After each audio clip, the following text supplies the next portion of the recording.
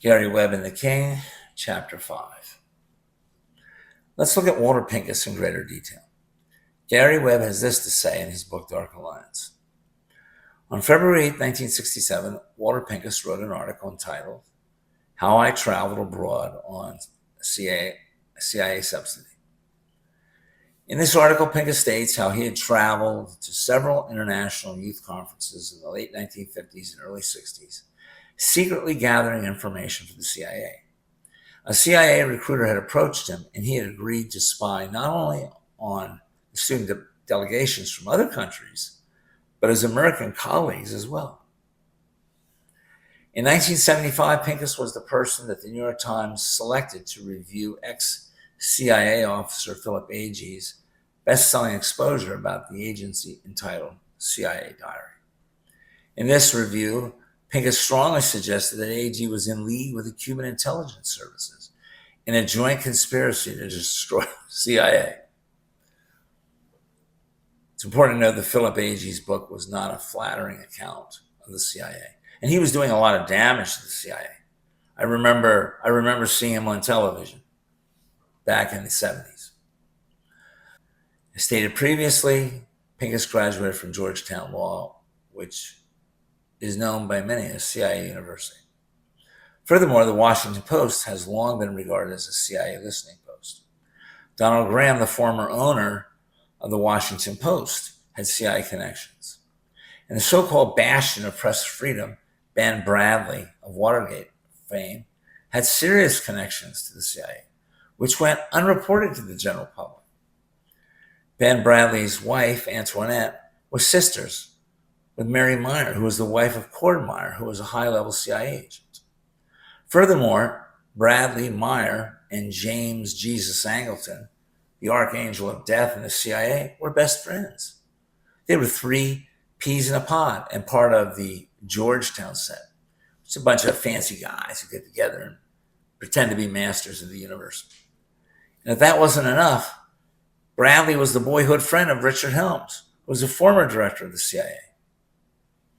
Is it any wonder that the Washington Post was and is a significant member and leader of the Mockingbird media? It's called the Mockingbird media because the CIA ran a program called Operation Mockingbird, which their goal was to insert CIA agents within the mainstream media.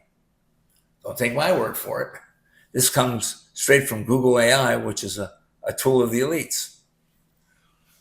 Operation Mockingbird was a secret campaign by the United States CIA to influence domestic and foreign media, which began in the early 1950s. That was Dwight Eisenhower's reign.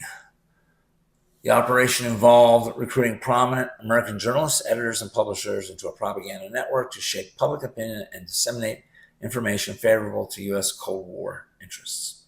Key details regarding Operation Mockingbird include origin and purpose, established in the late 1940s. The operation sought to counter Soviet propaganda and promote anti-communist sentiment.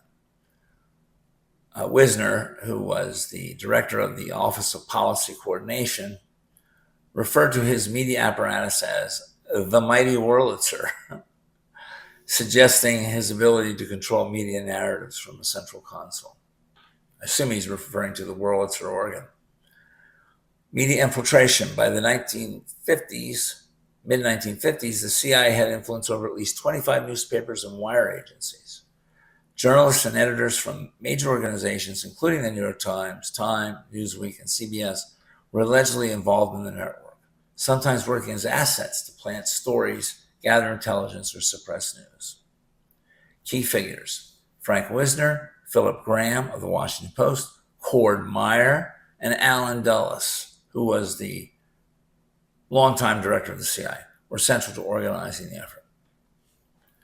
Exposure. The operation was partially exposed in a 1967 Ramparts magazine article detailing CIA funding of the National Student Association. However, it gained widespread notoriety in 1977 when journalist Carl Bernstein published The CIA and the Media in Rolling Stone, reporting that over 400 American journalists had maintained relationships with the CIA.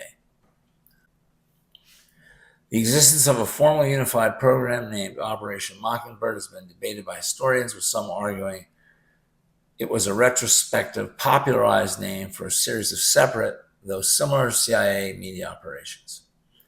Nevertheless, the documented infiltration of the press by the CIA during the Cold War remains a significant, proven, and controversial aspect of U.S. history. Now, to be fair, these men like Ben Bradley didn't have any problem being fellow travelers with the CIA. They thought it was their patriotic duty. And as I have alluded to before, I'm sure Walter Pincus felt the same way.